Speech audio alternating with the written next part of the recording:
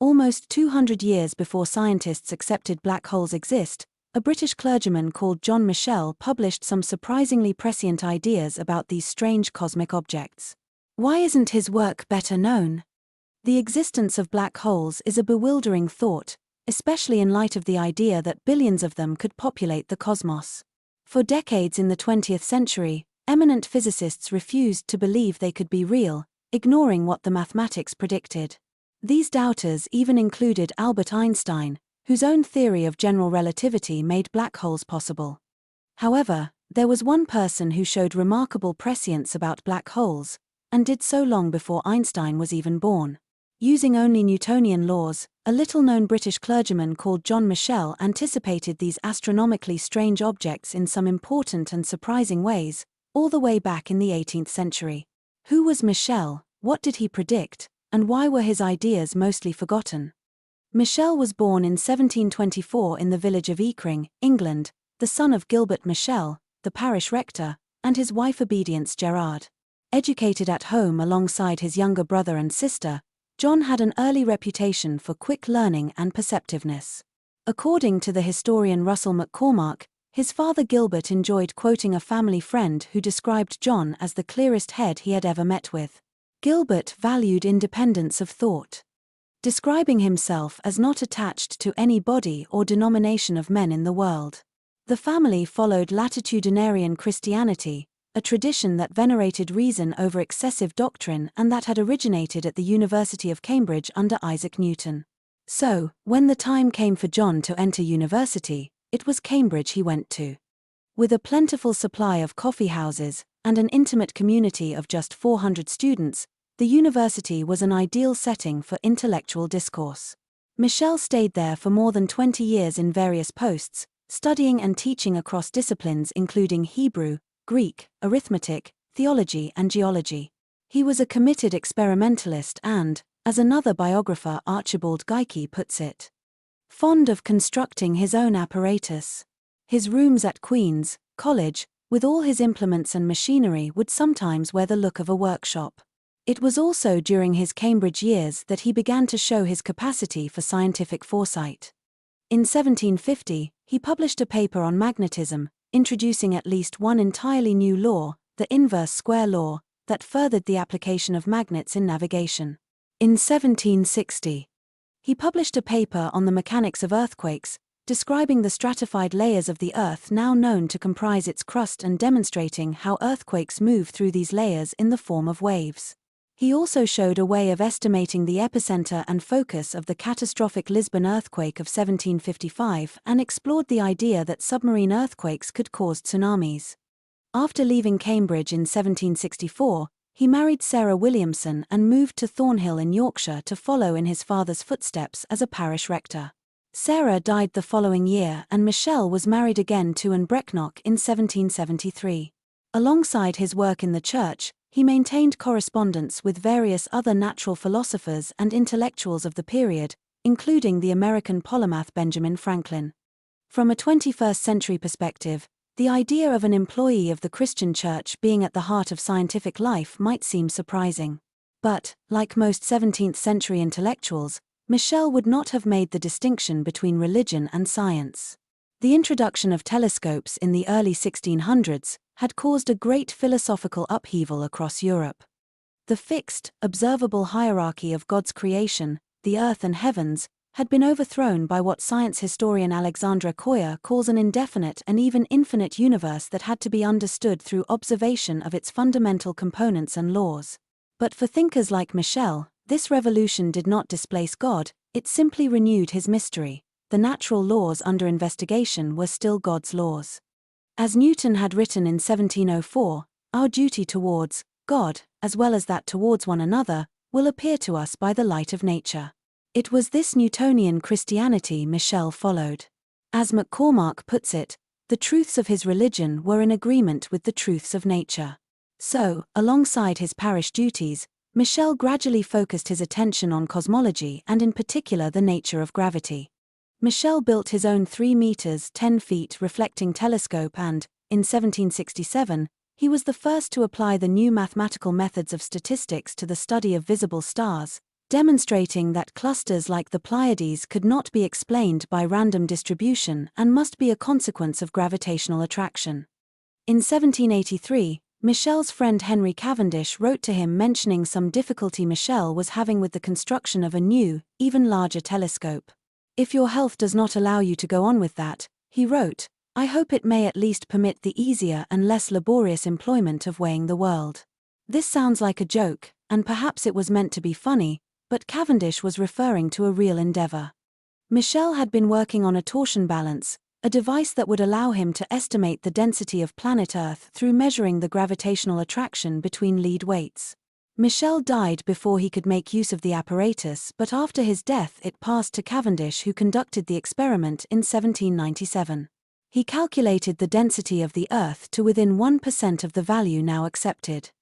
The accuracy of Cavendish's result was not exceeded until 1895, and a variation on Michel's apparatus is still used today in measuring the gravitational constant, the strength of gravitational attraction that operates throughout the universe. The same year as Cavendish's letter, Michel published a paper containing a hypothesis that, though it was to prove less scientifically durable, was perhaps his most brilliant in its perceptiveness.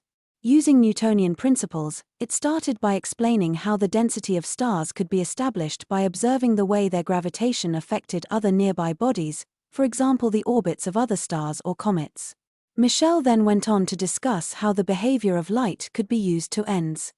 Let us now suppose the particles of light to be attracted in the same manner as all other bodies with which we are acquainted, of which there can be no reasonable doubt, gravitation being, as far as we know, or have any reason to believe, an universal law of nature. The particulate or corpuscular theory of light had been proposed by Isaac Newton some 80 years earlier and, though nobody had been able to demonstrate it, it remained the dominant belief in Michel's day. Michel explained how the behavior of light under gravity could offer a way of calculating the density of stars, at least hypothetically, especially if a star was large enough sensibly to affect the velocity of the light issuing from it.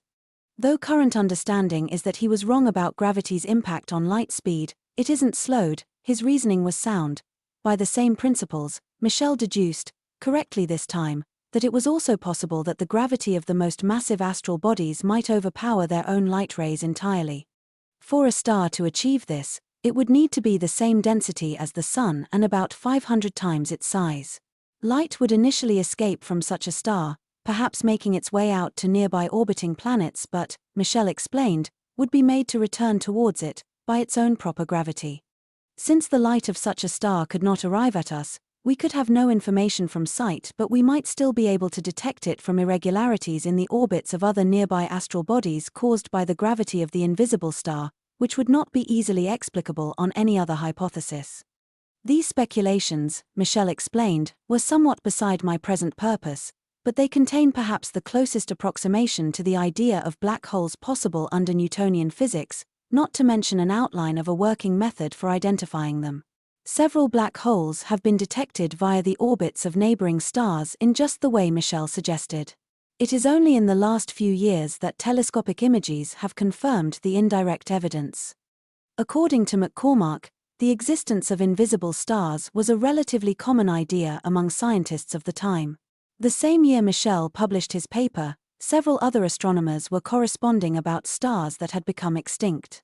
In 1805, the astronomer Edward Pigott published a paper suggesting the likelihood of stars that have never shown a glimpse of brightness. While their true number could never be known, would it then be too daring or visionary to suppose their numbers equal to those endowed with light? He asked. In France, the polymath Pierre-Simon Laplace promoted the idea of dark stars independently of Michel during the late 1790s.